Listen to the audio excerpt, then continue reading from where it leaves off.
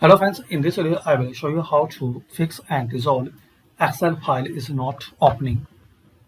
So right click on it and here click on properties. Now guys, just you have to check this box, unblock.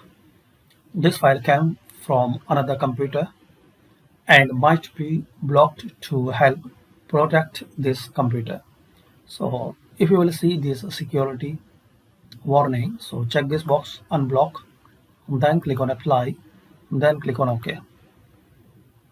Now try to open this file. Hopefully this will work and this will open that file.